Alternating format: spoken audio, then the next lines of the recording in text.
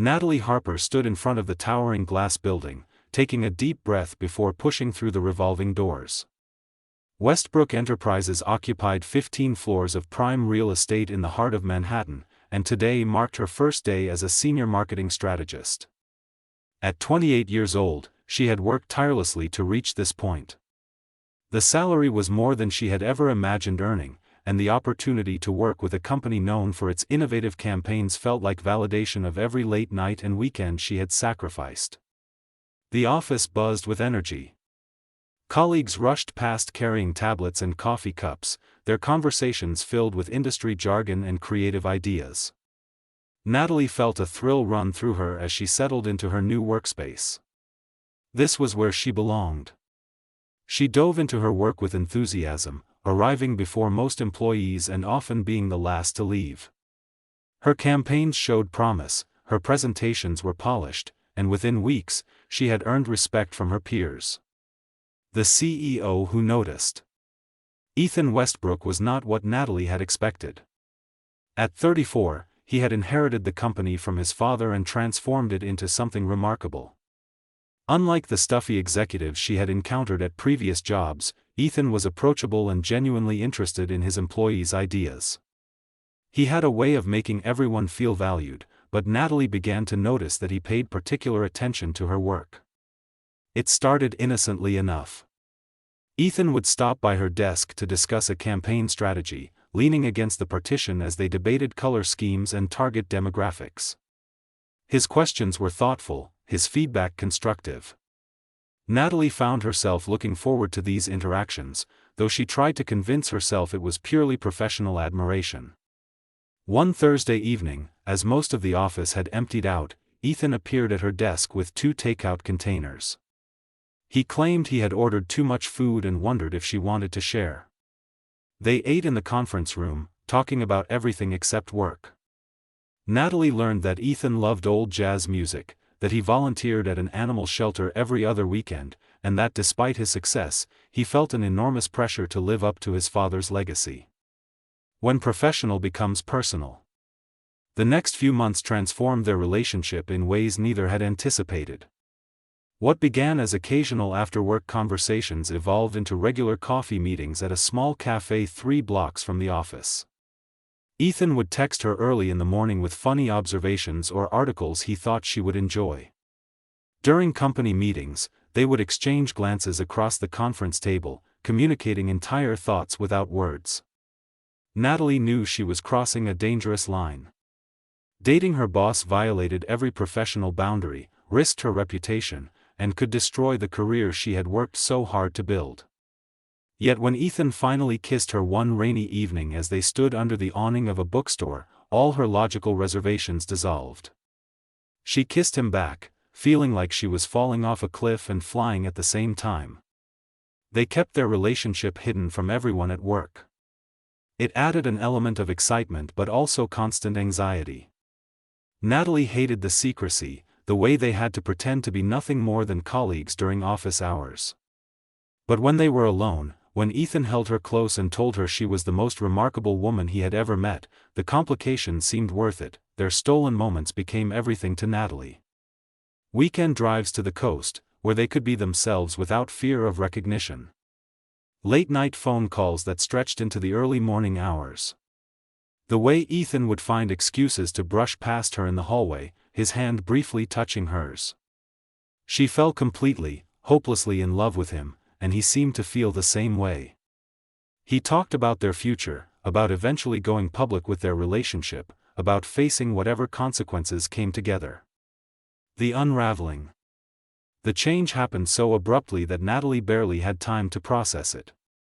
One week, everything was perfect. The next, Ethan was distant and cold. He canceled their weekend plans with vague excuses about work obligations. His text messages became brief and impersonal. When they did see each other, he avoided eye contact and seemed eager to end the conversation. Natalie tried to understand what had gone wrong. Had she done something to upset him? Was he having second thoughts about their relationship? Every question she asked was met with dismissive reassurances that everything was fine, but his behavior said otherwise. The warmth in his voice had vanished, replaced by a polite formality that made her stomach twist with dread. The end came on a Wednesday afternoon. Ethan asked her to meet him at a hotel bar near Central Park. The location itself should have warned her. This was not one of their usual spots. This was neutral territory, a place chosen for its anonymity. She arrived to find him already seated, his posture rigid, his expression unreadable. Shattered dreams. His words cut through her like shards of glass. The relationship was a mistake. They had been unprofessional. It needed to end immediately. He spoke in measured tones, as if he had rehearsed the speech, as if he was discussing a failed business venture rather than destroying the heart of someone he had claimed to love. Natalie sat frozen, unable to comprehend what was happening. How could the man who had whispered that he loved her just 2 weeks ago now sit across from her and reduce everything they shared to an error in judgment? She tried to speak, to argue, to make him explain, but Ethan had already emotionally departed. He apologized with all the warmth of a corporate memo, suggested they maintain professional courtesy at work, and then stood to leave. She watched him walk away, her vision blurring with tears she refused to let fall in public. The bartender asked if she wanted another drink. She shook her head and left, walking aimlessly through the city streets as evening fell around her. Everything she had believed about their relationship, about Ethan, about her own judgment, had been obliterated in less than 10 minutes. Starting over alone. The following weeks were torture. Natalie forced herself to go to work, to sit through meetings where Ethan spoke as if they were strangers. He treated her with polite professionalism, acknowledging her contributions with the same courteous distance he showed everyone else. The pain was suffocating. She would return to her apartment each evening and cry until exhaustion finally pulled her into restless sleep. After a month of this unbearable situation, Natalie made her decision. She could not continue working at Westbrook Enterprises. Every day in that office felt like dying slowly. She typed her resignation letter, kept it brief and professional, and submitted it to Human Resources. Her last day passed in a blur. She packed her belongings, said goodbye to the few colleagues she had grown close to, and walked out of the building without looking back. Finding a new position took several weeks. The job she eventually accepted paid significantly less and lacked the prestige of Westbrook Enterprises, but at least it allowed her to breathe. At least she was not confronted daily with reminders of Ethan and everything she had lost. She moved to a smaller apartment in Brooklyn, determined to rebuild her life piece by piece. An unexpected revelation. 2 months after leaving Westbrook Enterprises, Natalie woke up feeling nauseated.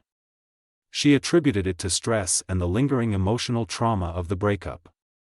But when the nausea persisted day after day, when her period was 3 weeks late, a terrifying possibility entered her mind. She bought 4 pregnancy tests from different pharmacies, her hands shaking as she placed them on the counter. All 4 tests displayed the same result. Positive. Natalie sank to the bathroom floor, her back against the cold tile wall, and stared at the little plastic sticks in disbelief. She was pregnant with Ethan's baby. The man who had abandoned her so cruelly, who had made her feel worthless and foolish, was the father of the child growing inside her. The next few days passed in a haze of shock and indecision. Part of her wanted to tell Ethan immediately. He had a right to know, regardless of how their relationship had ended. But every time she reached for her phone, she remembered the coldness in his eyes when he broke up with her. What if he accused her of trying to trap him? What if he thought she was lying or trying to manipulate him into resuming their relationship? The humiliation and rejection would destroy what little emotional strength she had left. Natalie made her choice. She would have this baby and raise it alone. She did not need Ethan Westbrook or his money or his involvement. This child would be hers, and she would give it all the love and security she could provide. The decision brought a strange sense of peace. For the first time since the breakup, she felt like she had control over her own life again. The months of pregnancy passed slowly for Natalie. Each day brought new challenges and small victories that she faced entirely on her own. Morning sickness gave way to exhaustion, which eventually transformed into the uncomfortable final trimester where nothing seemed to fit and sleep became nearly impossible. She attended every prenatal appointment alone, sitting in waiting rooms filled with excited couples who held hands and discussed baby names while she clutched her purse and tried to focus on the magazines scattered across the coffee table. Her obstetrician, Dr. Patricia Morgan, was a kind woman in her 50s who never asked about the absent father. She simply treated Natalie with gentle professionalism and offered reassurance when anxiety threatened to overwhelm her patient. During one appointment, when Natalie broke down crying over her fear of handling everything alone, Dr. Morgan held her hand and reminded her that strength came in many forms. Single mothers had been raising remarkable children for generations, and Natalie would be no different. Financial concerns weighed heavily on her mind. Natalie worked until her 8th month, saving every possible dollar. She shopped at thrift stores for maternity clothes and baby items, refusing to spend money on anything unnecessary. Her small apartment barely had room for a nursery, so she converted a corner of her bedroom into a baby space. She assembled the crib herself, following the instructions with determined focus even when frustration made her want to throw the Allen wrench across the room. The long night. Labor began on a quiet Sunday evening in late April.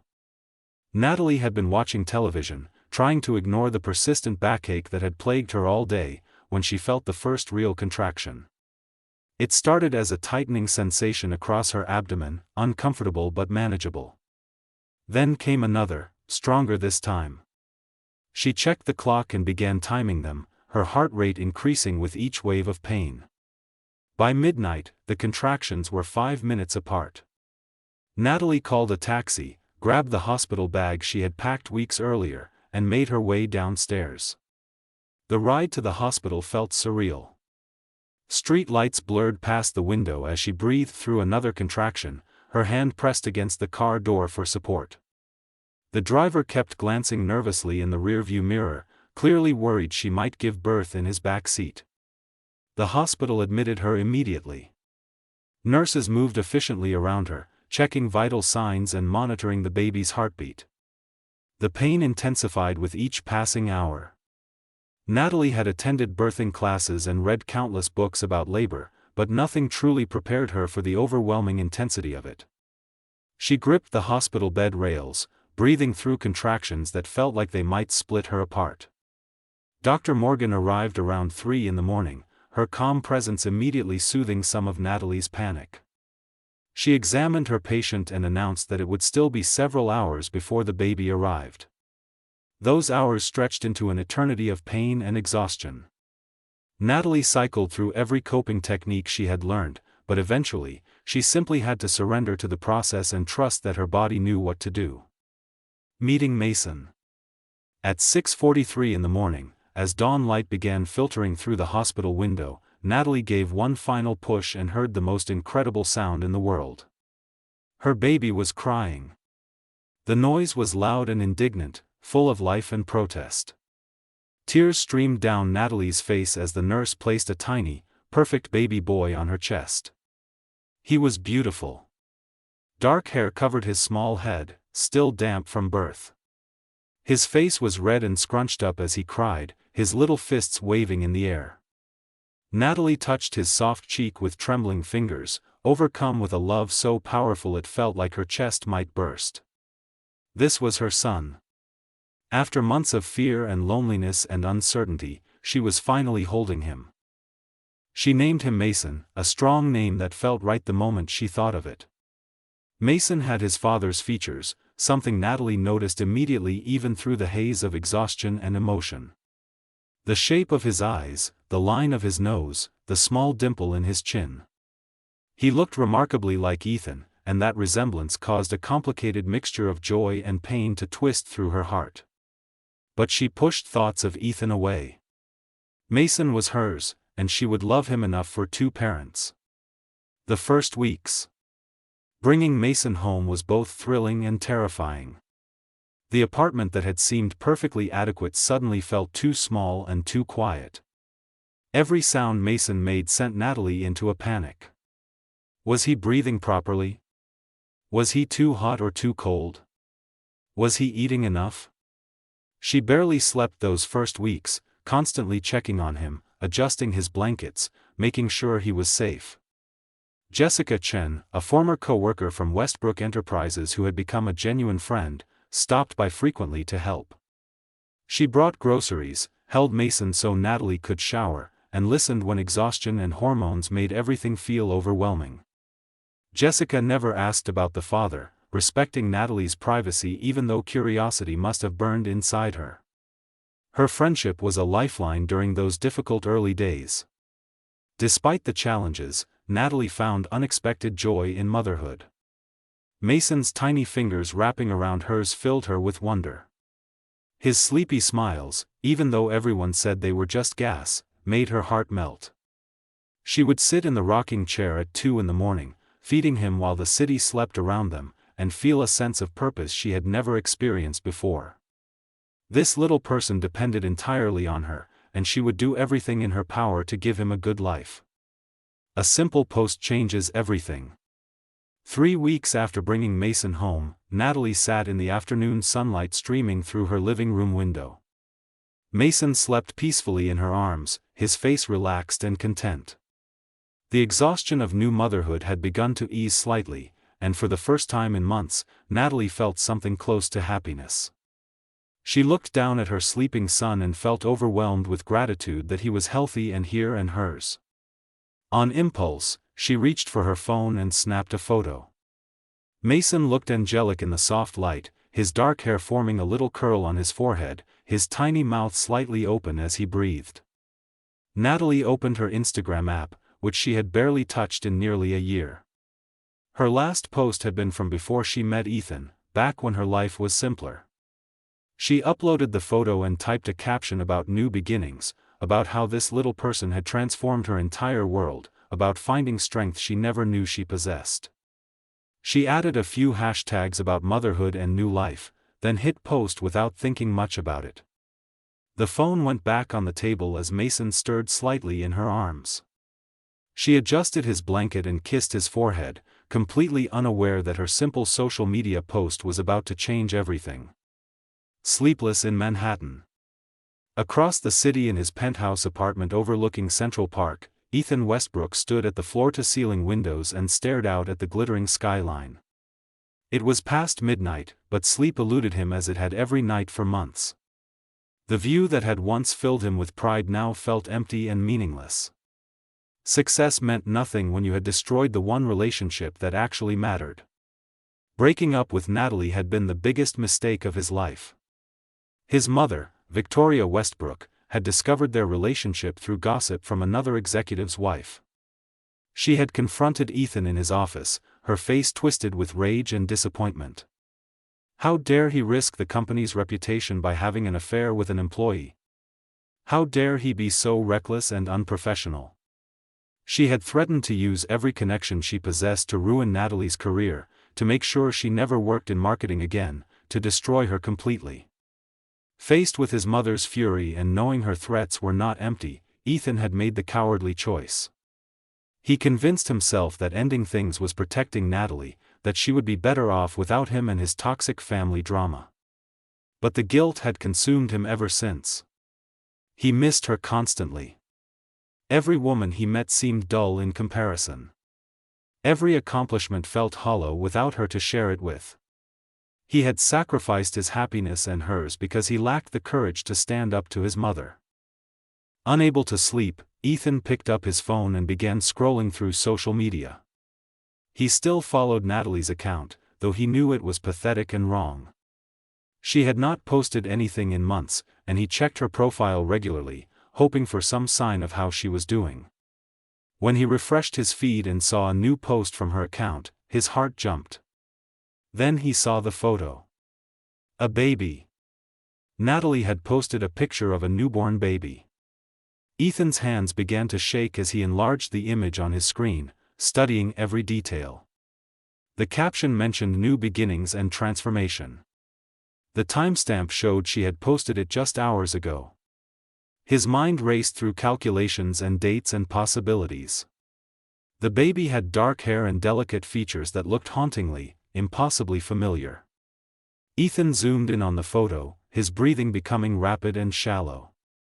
Those eyes, even closed in sleep, had the same shape as his own. That small dimple in the chin was identical to the one he saw in the mirror every morning. The resemblance was not subtle or questionable. This baby looked exactly like Ethan had looked in his own infant photographs. He stumbled backward from the window, his phone clutched in his trembling hand. Natalie had been pregnant. She had carried his child for 9 months, given birth, and never told him. The realization crashed over him like a tidal wave. He had a son. While he had been wallowing in guilt and regret, she had been facing pregnancy and childbirth completely alone. The woman he loved had needed him desperately, and he had not been there. The decision. Ethan paced his apartment frantically, his thoughts spinning out of control. How could she not have told him? Why had she kept this secret? Then the answers came, each one a knife twisting in his gut. He had treated her terribly. He had broken her heart with cold, calculated words. He had made her feel worthless and disposable. Of course she had not told him. Why would she trust him with something so important after what he had done? He looked at the photo again, his vision blurring with tears. This was his child. His son. A little person who existed in the world and bore his features and had half his DNA. The magnitude of it was overwhelming. He had missed the pregnancy, the birth, the first precious weeks. He had not been there to support Natalie through what must have been an incredibly difficult time. The guilt was suffocating. But alongside the guilt came a fierce determination. He had made terrible mistakes, but he could not let them define the rest of his life or his son's life. This child deserved to know his father. Natalie deserved an explanation for why he had ended things so cruelly. He needed to fix this, or at least try. Even if she hated him, even if she refused to let him be involved, he had to go to her. He had to see his son. He had to tell her the truth about everything. Ethan grabbed his jacket and keys, not bothering to change out of the sweatpants and t-shirt he had been wearing. It was nearly 2 in the morning, but waiting until a reasonable hour felt impossible. He had wasted enough time already. His driver was off duty, so he called for a car service, giving them Natalie's address from memory. During the 20-minute drive through the quiet city streets, his heart pounded so hard he thought he might be sick. What would he say? How would she react? Would she even open the door? The car pulled up outside her building in Brooklyn. Ethan paid the driver and stood on the sidewalk, staring up at the modest apartment complex that was so different from his luxury penthouse. Somewhere in that building was Natalie and his son. He took a deep breath, pushed through the front entrance, and climbed the stairs to her floor. Standing outside her apartment door at 2:15 in the morning, Ethan raised his hand and knocked, knowing that whatever happened next would change everything. Natalie had just finished feeding Mason when she heard the knock. It was soft but insistent, cutting through the quiet of the early morning hours. She glanced at the clock on the wall and felt a spike of alarm. 2:15 in the morning. Nobody knocked on doors at this hour unless something was terribly wrong. She placed Mason gently in his bassinet, making sure he was secure, and moved cautiously toward the door. Through the peephole, she saw a figure standing in the dimly lit hallway. Her breath caught in her throat. Even in the distorted fisheye view, even after months apart, she recognized him immediately. Ethan Westbrook stood outside her door, his hair disheveled, wearing casual clothes she had never seen him in before. He looked nothing like the polished CEO she remembered. He looked desperate and exhausted and completely out of place in her modest apartment building. Natalie's first instinct was to pretend she was not home, to wait silently until he gave up and left. But Mason chose that moment to let out a small cry from the other room. She saw Ethan's head turn toward the sound, saw his whole body tense with recognition. There was no point in hiding now. With trembling hands, she unlocked the door and pulled it open, leaving the chain lock engaged so only a few inches of space separated them. His eyes met hers, and the pain she saw there was so raw and genuine that it momentarily stunned her. This was not the cold, distant man who had broken up with her in that hotel bar. This was someone coming apart at the seams, barely holding himself together. But Natalie's anger quickly overrode any sympathy she might have felt. He had no right to show up here in the middle of the night, no right to look at her with those wounded eyes after what he had done. The confrontation begins.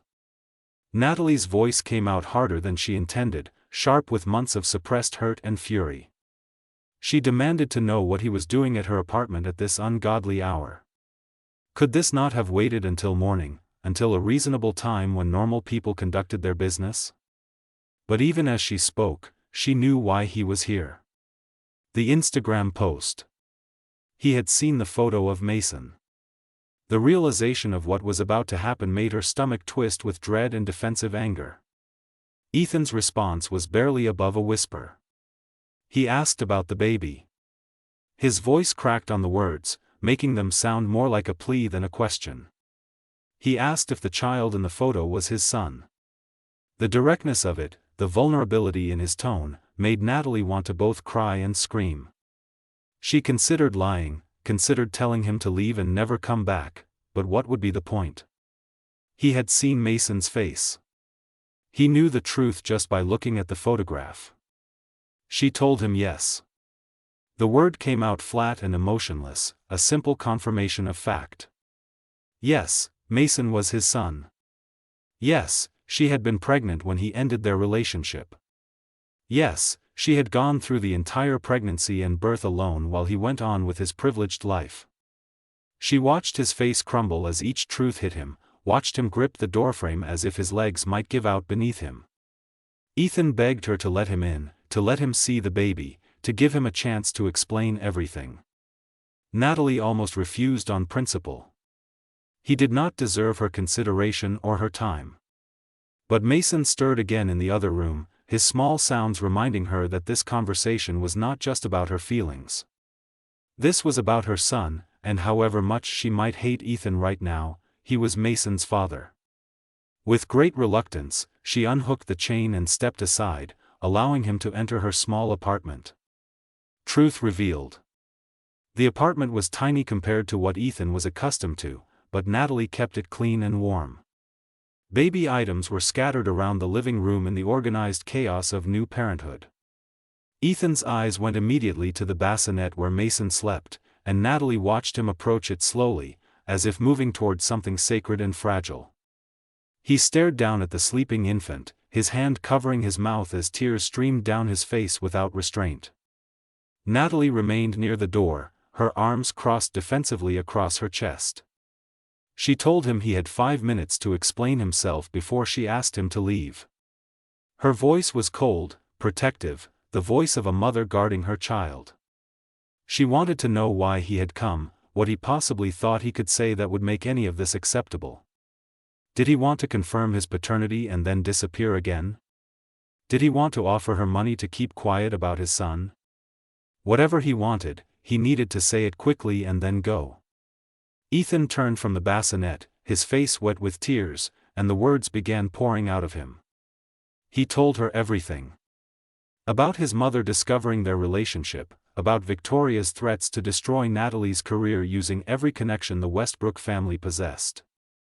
He explained that he had ended things to protect her, believing that walking away was the only way to keep her safe from his mother's vindictive fury.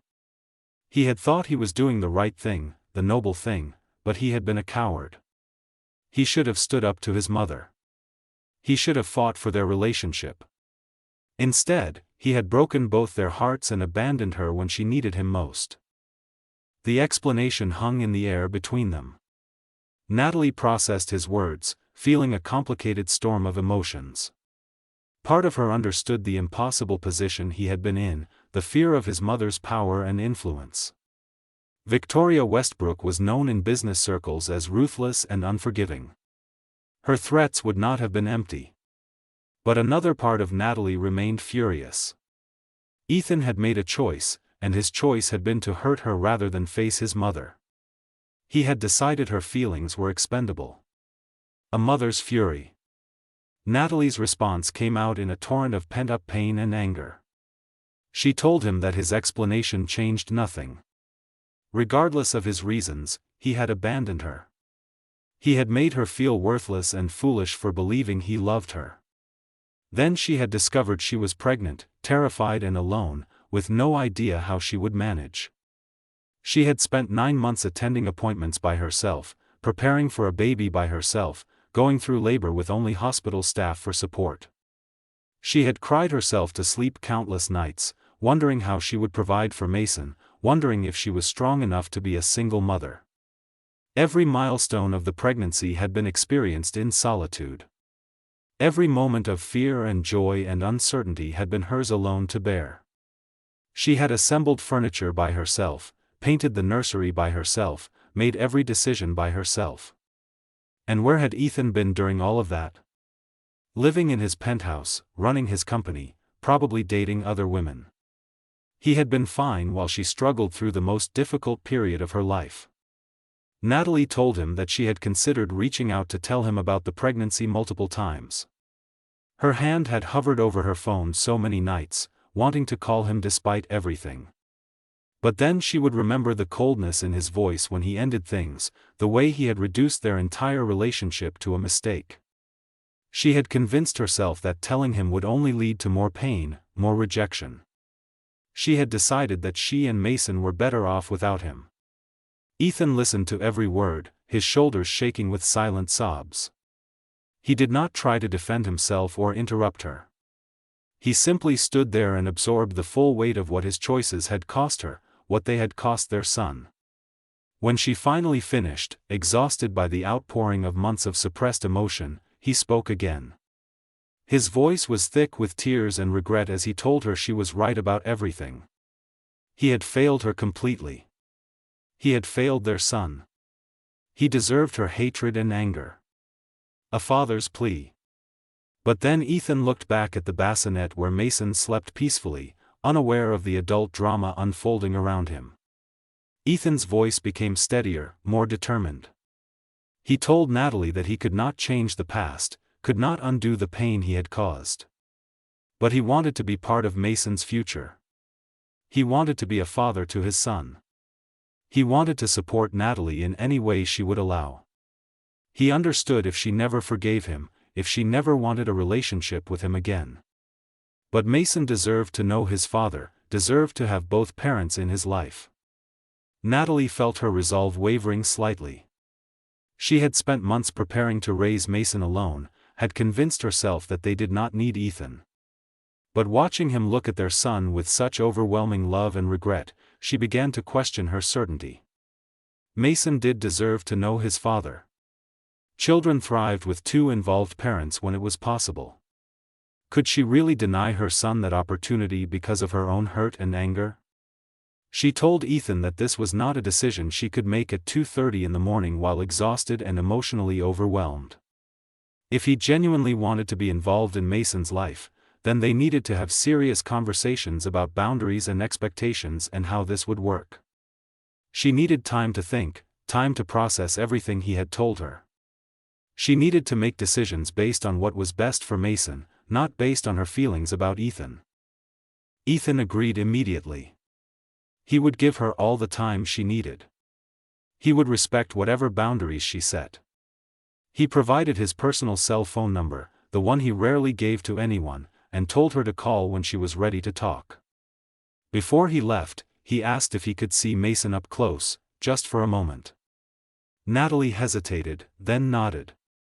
She watched as Ethan approached the bassinet again, reaching down with a trembling hand to gently touch Mason's tiny fingers. Their son's hand reflexively curled around Ethan's finger, and she saw his face transform with wonder and fierce protectiveness. Small steps forward. The next few days passed in a blur of phone calls and cautious conversations. Ethan did not push or demand anything. He simply made himself available, answering whenever Natalie called, listening when she expressed concerns or set boundaries. He asked thoughtful questions about Mason's routine, his feeding schedule, his health. He wanted to know everything he had missed, and his genuine interest slowly began to soften some of Natalie's defensive anger. Jessica visited one afternoon and found Natalie staring at her phone, debating whether to call Ethan. Her friend listened as Natalie explained everything, then offered gentle advice. Jessica reminded her that forgiveness was not about excusing what Ethan had done. It was about releasing the burden of anger that Natalie had been carrying. Mason deserved parents who could communicate and work together, even if they were not romantically involved. That should be the priority now. 2 weeks after that late-night confrontation, Natalie invited Ethan to visit during the day. He arrived with an enormous bag of baby supplies, premium brands that Natalie would never have bought for herself. She gave him a look that was half annoyed and half amused, but accepted the gifts. Then she placed Mason in his arms, and something shifted in the apartment. Watching Ethan hold their son for the first time, seeing the tears stream down his face as he whispered promises to be a better man and a good father, Natalie felt the first crack form in the wall she had built around her heart. Ethan began visiting regularly. He came in the evenings after work, still wearing his business suits, and would change Mason's diapers and give him bottles while talking to Natalie about everything and nothing. They established a cautious friendship built around their shared love for their son. Ethan never pushed for more, never tried to rush her into forgiveness or reconciliation. He simply showed up consistently, proving through actions rather than words that he meant what he said. As weeks turned into months, something unexpected began to happen. Natalie found herself looking forward to Ethan's visits. She noticed small things about him that she had forgotten or never fully appreciated.